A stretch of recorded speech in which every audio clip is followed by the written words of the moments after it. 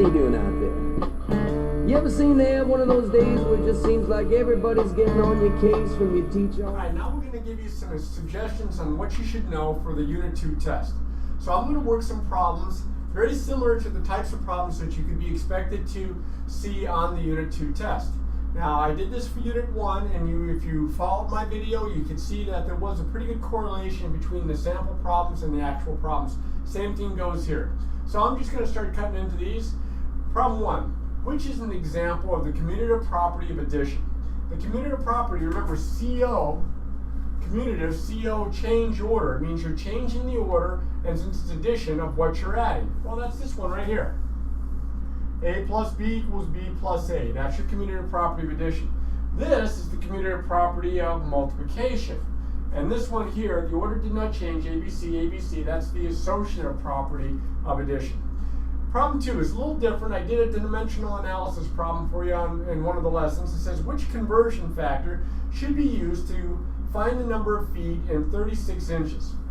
Well, if you want to figure out the number of feet in 36 inches, what you're going to have to do is you're going to have something that when you multiply will cancel out the inches. You want to be able to find out how many feet in 36 inches. So 36 inches times what? Now we know that 1 foot is 12 inches. So what I'm going to do is I'm going to put 1 foot here. I'm going to put 12 inches here. And that's my conversion factor. That way the 36 inches will cancel out, and then I'll divide and we'll get 3 feet.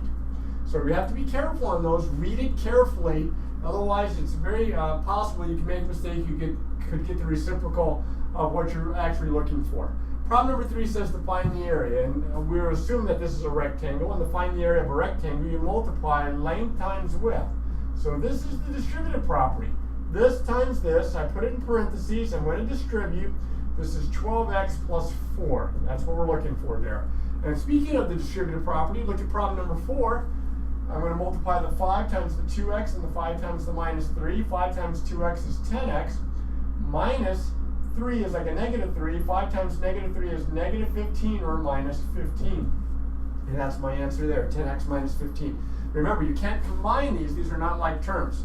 Now, speaking of terms, look at problem 5. Find the constant term. Constant means it doesn't change. So that means it doesn't have a variable that would vary. So it can't be this one, it can't be this one, it's got to be this guy right here, the 7, the positive 7, because of the plus sign. Problem number 6 says circle the like terms. Well, the like terms, I have 1, 2, 3, 4 terms, but only these 2 are like terms right there. I'm going to circle because they have exactly the same setup for the variable x. This is a constant term, and of course it's got the variable y. Problem number 7 says write the equation for the product of 5 and x is, remember this means equals, 40. Product refers to multiplication. So I'm multiplying 5 and x, that would be 5x would be equals, and 40 would be 40. And that was pretty sweet. Now it doesn't say to solve it, it just said write the equation for it, so that's enough. Number 8 says translate into words. Now in this case, this is division. And I'm reversing this. Here I went from words to symbols. Here I'm going to go from symbols to words. So I'm going to say the quotient, because that's division, of n and 3 is 7. Now it doesn't want you to solve this. It doesn't want you to tell me what the answer is going to be. And if you use a little mental math, you probably know it's 21. They want you to translate into words. Now here's an equation that they want you to solve. X minus 3 is equal to 9. I'm going to solve for x by getting rid of the minus 3. I'm going to add 3 to both sides. We did a lot of equations in this chapter. And I get x is equal to 12. A couple more equations here. It says solve negative 5 plus n equals 12. And I didn't give myself very much space here, but I've got to get rid of the negative 5 that's being added to n. And to get rid of a negative 5, I'm going to add a positive 5 to both sides. Hopefully you can see this. Like I said, I didn't give myself much room. These are going to cancel out. I'm going to get n is equal to 17. Now the next one, I have x over 3 is equal to negative 15. My variable is x. It's being divided by 3. The inverse of dividing by 3 would be to multiply by 3. And again, not much space here. Sorry about that. And this 3 is like 3 over 1. They cancel. Factor of 1, I get x is equal to, looks like negative 45. Hopefully you can still see that. The other example that's up there, part C, my variable is n, it's being multiplied by -2. The inverse of multiplying by -2 would be to divide by -2 both sides. And I use a factor of 1, n is equal to -9. Positive divided by negative is negative. Problem number 11 says, find x if the perimeter is 11.8.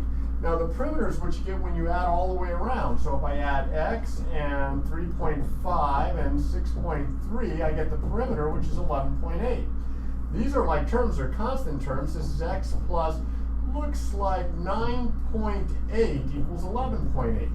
Now I'm solving for x, it's an equation. I'll undo what's around it. I'm going to get rid of the 9.8 that's being added by subtracting 9.8 from both sides. Now, notice I'm using the shortcut, so I better line up my decimal points here so that I can do my subtraction, and I get x is equal to, it looks like 0, 2.0, or x is equal to 2. Problem 12 says, how much money will you need to save each day for 8 days to save $48?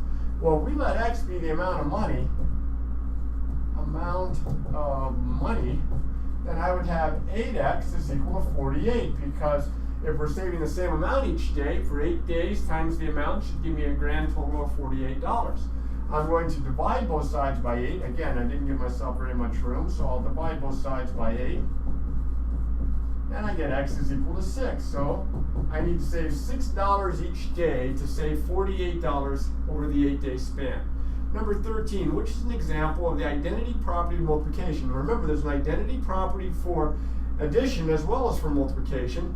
And I always remember that identity, I get identically right back to where I started. So for adding, that's when you add 0, and when you're multiplying, that's when you multiply by 1.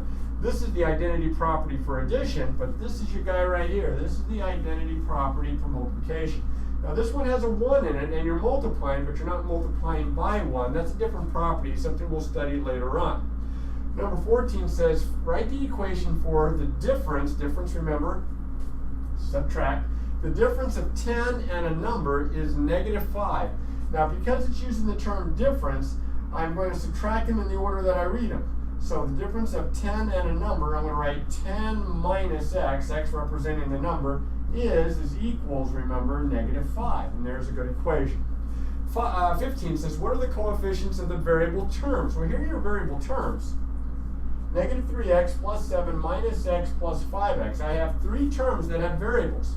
So the coefficient, remember, that's the number that's times the variable. This is -3. That's the first one. That's a constant term. That's not a coefficient. It's not 7. But this one, remember, this is a little sneaky one here. There's no number in front of the x. There's a subtraction sign. Think of that as a -1. So -1. And then, of course, plus 5x, that's a positive 5. And that's 5.